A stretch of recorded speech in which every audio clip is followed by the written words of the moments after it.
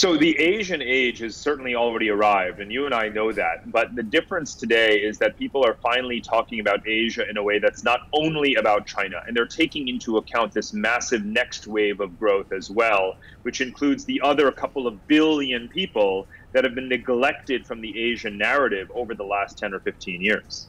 Italy has joined the Belt and Road Initiative and is one of the first out the G7 to join, and that's caused a lot of concern across different continents and raised a few eyebrows in the diplomatic community. Did you see this coming whilst writing this book? Oh, absolutely. There's an entire chapter of the book called Why Europe Loves Asia. As you said, Italy is the first G7 country, but of course it was inevitable because it really goes back more than 10 years to the financial crisis and Europe, the Central European powers like France and Germany, having cut off some of the critical financing mechanisms for the developing or emerging Eastern and Southern countries. And those countries turned to China and to other Asian vehicles for financing, for money, for infrastructure, and so forth. Remember that Italy is doing this in a way to catch up to Germany and France, which already trade so much more with China and Asia than Italy does. And Italy is saying, wait, why can't we be part of that too? Why can't we have huge exports to China and Asia? And that's also why they joined Belt and Road. The future is not just Asian, but it's Eurasian. And Europe is doing a much better job of managing China and Asia's rise and an economic opportunity than the United States is. When people talk about Asian growth, people always think about it as it's a plot by China to take over the world. But you call it as Asia stitching, intermingling. What do you mean by this? Asia has been fragmented from, Asian countries have less dealings with each other, more with Europe, more with colonial powers. But now, indeed, for the past 30 years, since the collapse of the Soviet Union, Asia has been stitching itself back together again. And Belt and Road is just the latest episode in that. One of my central arguments is that just because China is building a lot of roads, it doesn't mean that all roads lead to Beijing. What's happening is that lots of countries are building lots of roads in lots of directions and doing lots more trade with each other, with all of their neighbors. For the younger generation, what does the future of Asia mean to them? There are more young people in Asia than old people.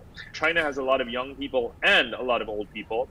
Then there are the countries of South and Southeast Asia. That's 2.5 billion people with a much younger median age than China. So they're overwhelmingly young countries. So when I talk about the future being Asian, I also mean the choices that all of its young people are making. So I see Asians, the young Asians, rediscovering Asia, whether it's because they're learning Chinese or they're backpacking in Indonesia or they're going for meditation in India, whatever the case may be. The walls are coming down, the borders are coming down in Asia. It's such a different narrative within Asia than in the West, where we talk about borders going up and protectionism and xenophobia.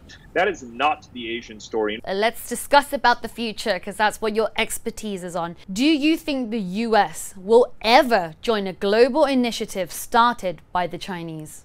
I want to give you a subtle answer because it's probably the correct one, which is that the way global governance and diplomacy work is that, things start out as my initiative or your initiative, like, the World Bank and the IMF. We think of them as Western organizations, or the World Trade Organization, obviously.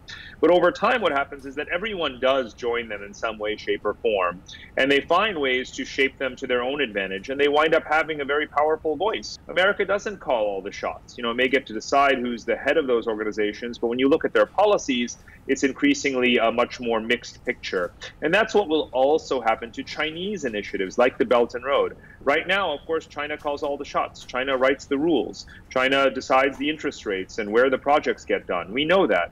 But I have no doubt, and I give many examples of this in the book, of how countries will start to push back and they'll negotiate and they'll play tough. And other countries will come in with competing offers. What are the repercussions if the US don't join? The world will ignore you. So that has been my lesson to policymakers in Washington, to decision makers that I've been meeting with when I've been traveling there, is saying, don't pretend that something as significant as the new Silk Roads are simply going to fall apart because American leadership is not there. It's quite the opposite. It's almost thriving because America is not getting in the way.